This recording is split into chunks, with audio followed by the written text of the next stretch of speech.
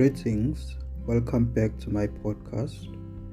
Today I'm speaking about death.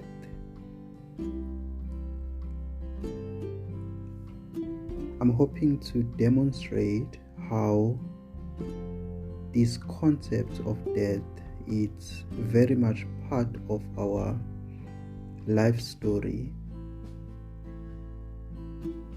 There is always seeming death in this story. Now, after death follows a mourning period. So death and mourning are always there.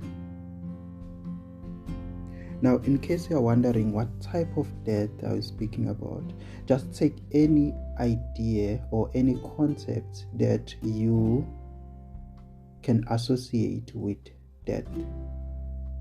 Whether it's a passing away of a person that you have known, or the dying of a concept, dying of opportunities, the death of relationships. Nowadays you hear people saying that my relationship is dying. And when you look at this concept of death from any perspective, you can see that it's the permanent loss of life. It's the loss of life because that thing that has died, whether it's a person, whether it's something tangible or intangible, once it has died, it has vanished, disappeared from this story. So what is happening? It's the disappearance from this story. This is the death I'm speaking about. So I'll be making examples about this from my own story, of my personal experiences, how I've seen death all over this story, and I've mourned throughout the story. Okay, so the first death that I'll speak about, it's the death of me, or the self-concept, or what others would call the version of selves.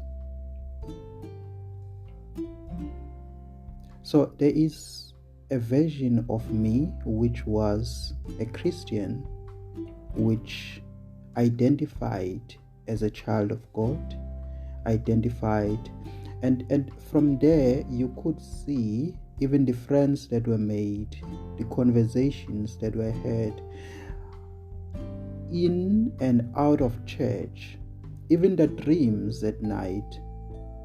So this identity permeated everything that I touched, every experience that I had, every interactions that I had.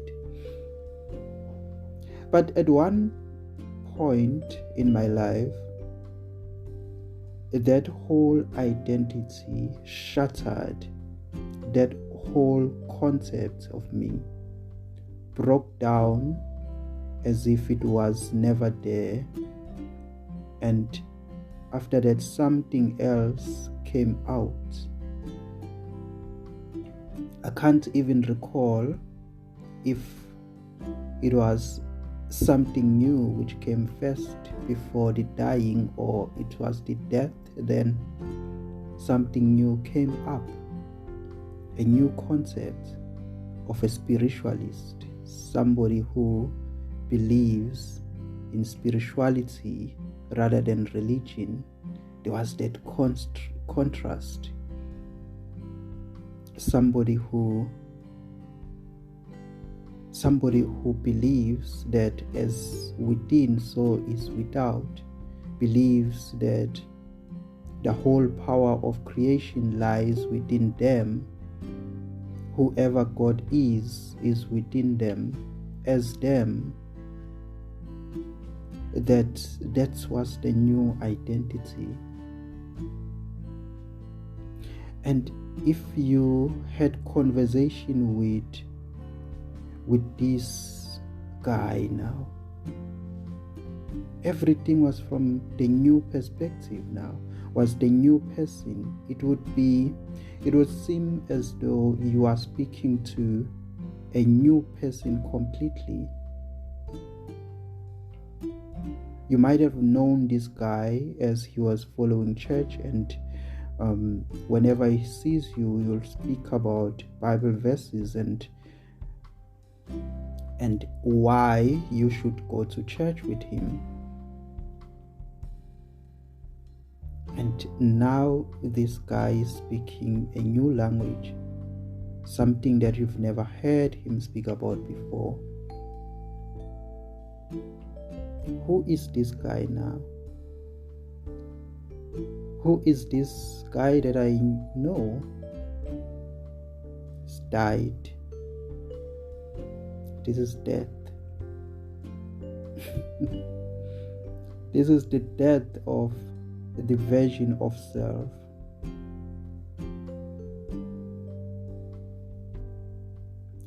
After some point, even this spiritualist that has been born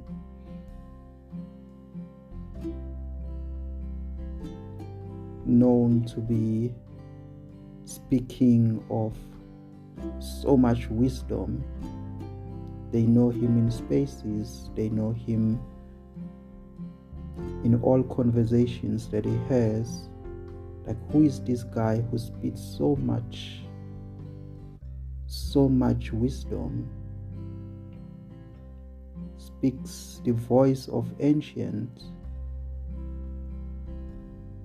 Is he from different dimension from this one?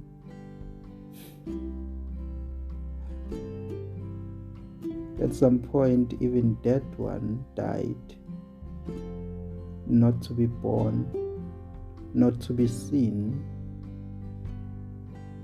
no longer there.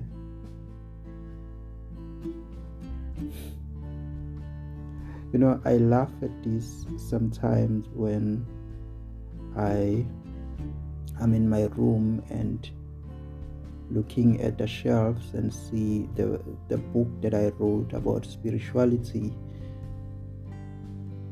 And this book that meant so much, that shed so much of wisdom. It's like, it's a bunch of nonsense now.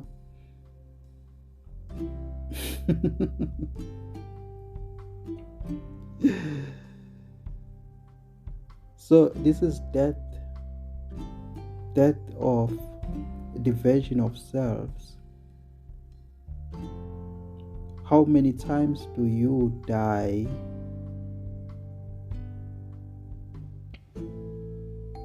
It's the amazingness of this death, and this can be seen in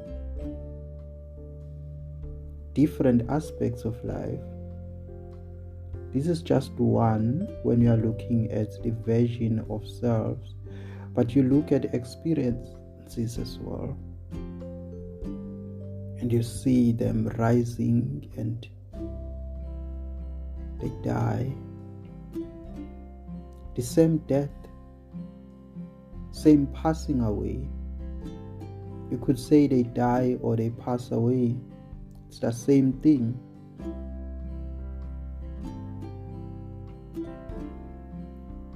Of course, you wouldn't say death is death because there is a funeral and there is the speeches and all of that.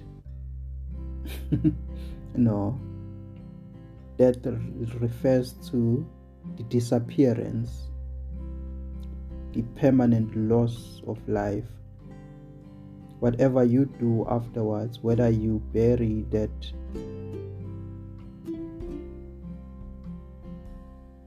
and you would understand that burying has nothing to do with what has died. It's the process that has nothing, like it's the one who died can never form the decision making of how they are going to be buried or what is going to happen in their funeral, because they are not there. They have vanished. Whether you throw their body away or whether you do whatever you do with it, they are no longer there. They are no longer part of it. So is mourning. The one who mourns is the one who remains.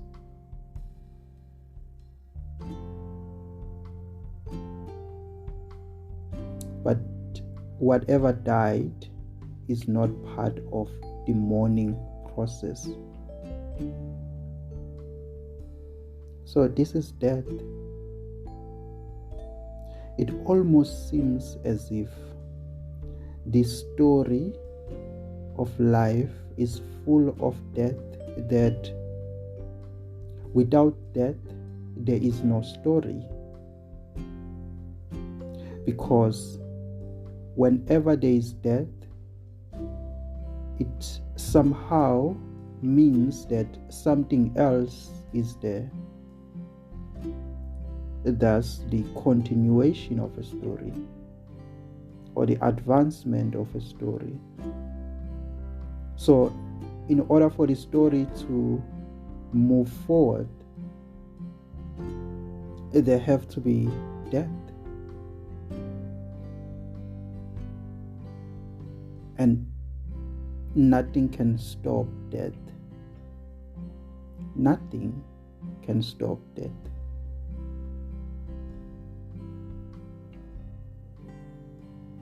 So there is death. Whether one likes it or they don't.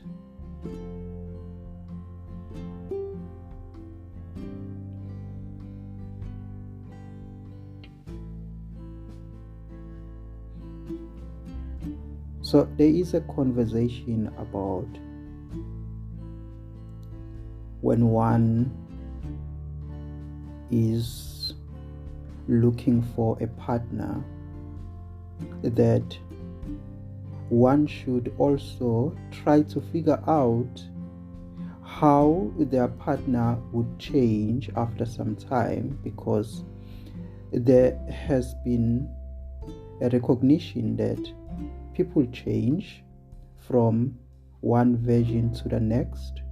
That process of dying from one version to the next version.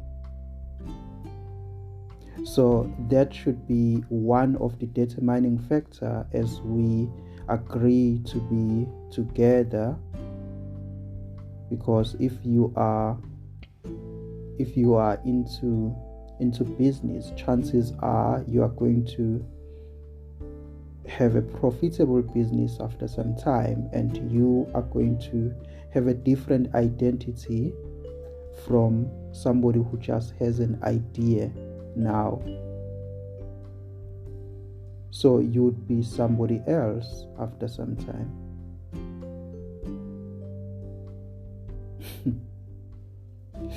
Now, here's the trick about this. These different versions,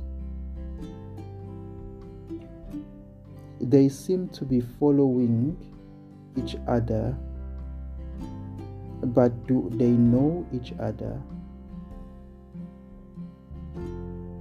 They don't. Just as I was saying that once this one dies, it can never be part of the mourning process. the bearing process. So there is no induction in this. It seems like it's like changing a channel. One is gone, another one comes alive.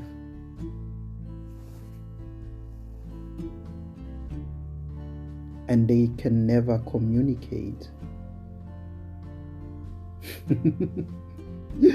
Maybe that's why we write on social media asking questions. What would you say to what advice would you give to your 15-year-old self? So that's the version of yourself that died. And you wish you could say something to them. And from there, you could almost see how helpless the situation is, because there is no way a 34-year-old would speak to their 16-year-old self. There is no way. There's just no way.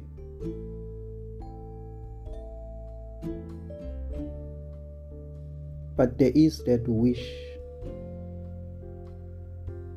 So it's a wish that I wish what I know now, I could go back in time and implement that.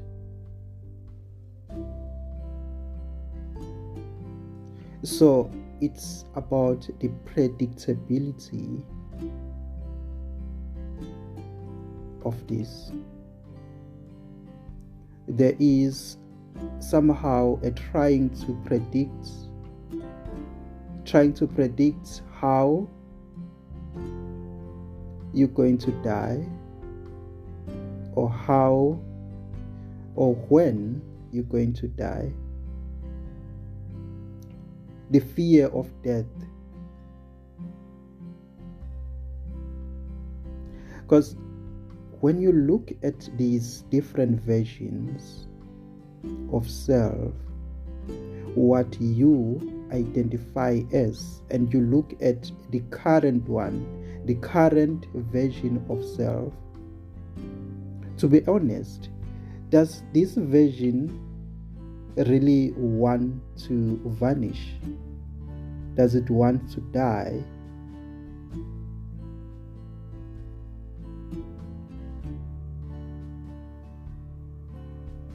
It seems like there is a territory being marked here, that this one wants to dominate their existence.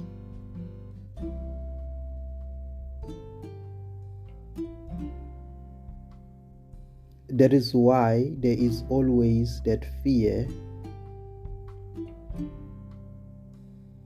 If you are doing well, there is a fear of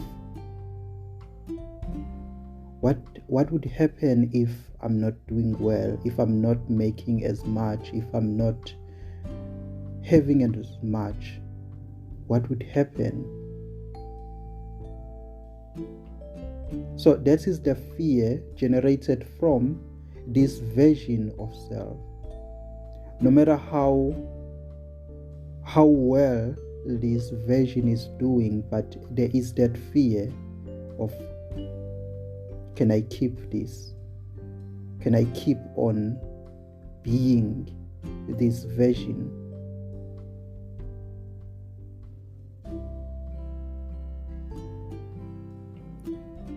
And the one trying to improve,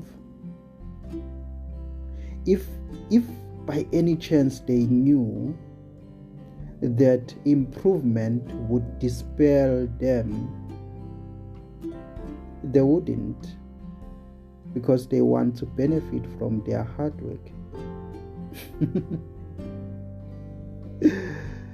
So it's the predictability I'm speaking about. You see this in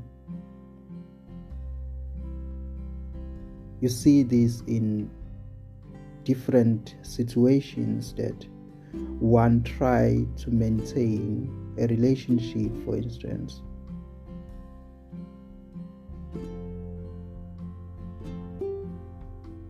There is death of that concept as well. There is a possibility of death of that concept, or any concept. But there is the trying to maintain that, trying to keep it afloat, to working hard on it. But can we ever predict anything?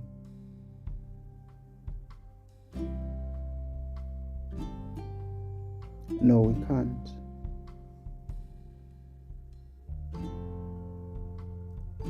We can't.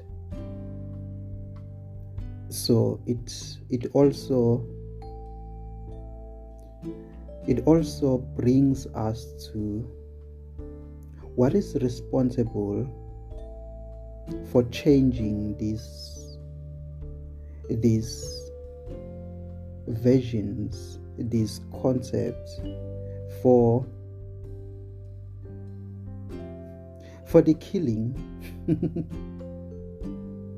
What is responsible for life?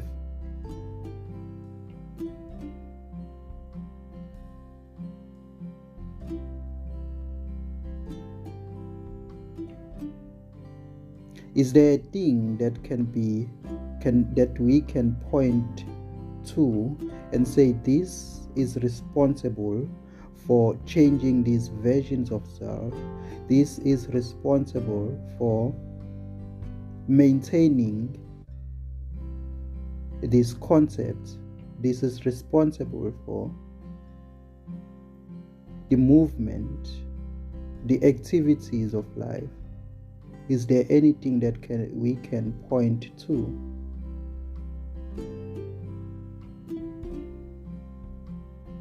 Because we see this death, and no matter how trying these current versions are to remain here, but death happens. Death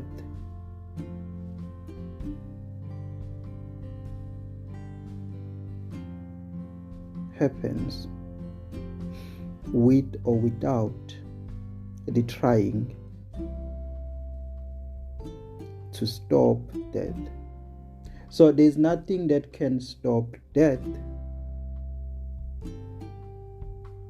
And we couldn't say that these versions are the reason why death happened, because we can see clearly that they do not want to die.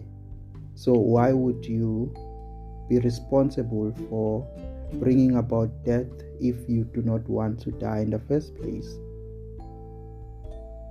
And there's nothing that we can point to and say this is responsible for death. So which brings us to say that really it's nothing that is driving everything. Now when you say nothing, people go crazy. Because everything must be known, right? Everything must be pointed to. Everything must be defined. And I'm simply saying this is not a thing. Therefore, it cannot be defined. It cannot be pointed out to. It cannot be named. It's not a thing. It's nothing. So we see that in everything there's nothing. Nothing drives everything. Nothing brings about death. Nothing brings about these different versions of yourself. And no one can predict accurately